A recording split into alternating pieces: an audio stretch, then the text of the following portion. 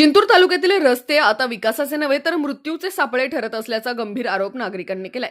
सार्वजनिक बांधकाम विभागांतर्गत येणारे जिंतूर, येलदरी, मानकेश्वर, वझर, केहाळ फाटा, केहाळ आणि येलदरी इटोली हे प्रमुख रस्ते अक्षरशः खड्डेमय झाले असून दररोज अपघात घडत आहेत। या रस्त्यांमुळे गर्भवती महिला, वृद्ध नागरिक आणि रुग्णांचे जीव धोक्यात आले आहेत। अनेक वेळा रुग्णवाहिका रस्त्यात अडकत असल्याच्या घटना समोर आल्यात। शेतकरी, शालेय व महाविद्यालयीन विद्यार्थी यांना मोठा त्रास सहन करावा लागत असून वाहनांचे नुकसान, आर्थिक तोटा आणि शिक्षणात अडथळे निर्माण झालेत। या पार्श्वभूमीवर दिनांक 13 जानेवारी रोजी नागरिकांनी तहसीलदारांमार्फत निवेदन देत तात्काळ रस्ते दुरुस्तीची मागणी केली आहे। दुरुस्ती न झाल्यास रस्ता रोको, उपोषण व तीव्र आंदोलनाचा इशाराही देण्यात आलाय।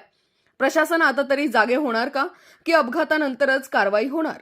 जिंतूर तालुक्याचे लक्ष प्रशासनाच्या पुढील भूमिकेकडे लागले आहे।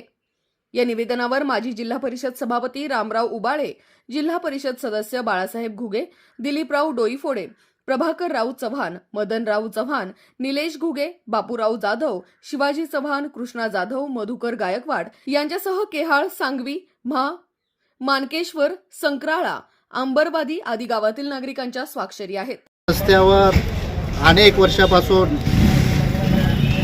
मंजुरी मिळाल्या, परंतु रोड काही व्यवस्थित झालेला नाही।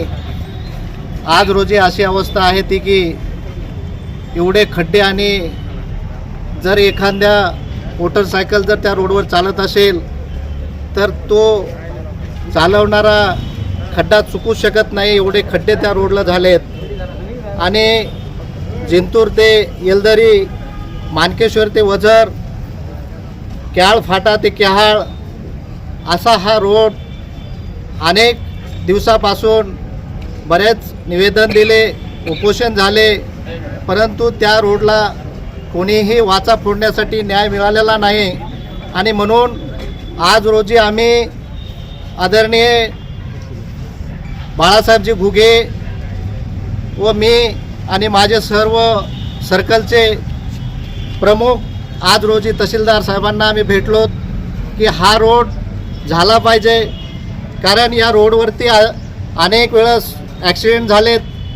तुमच्या माहितीकरता वयोवृद्ध लोकांना ज्यावेळेस जिंतूरला दवाखान्यात यायचे त्यावेळेस तो दवाखाना तर बाजूलाच राहिला, परंतु बिमारी तर बाजूला राहिली, परंतु बिमारी रोडमुळे जास्त वाढत चालली।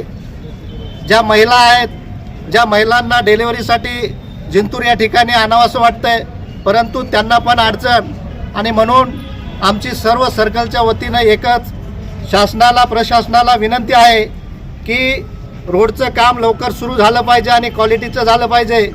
जर ह्या निवेदनाद्वारे जर आमच्या निवेदनाचा जर विचार केला नाही तर आम्ही सर्व उपोषणाला बसू, आंदोलन करू। आणि आम्ही सर्व शेतकऱ्याचे लेकरं आहोत।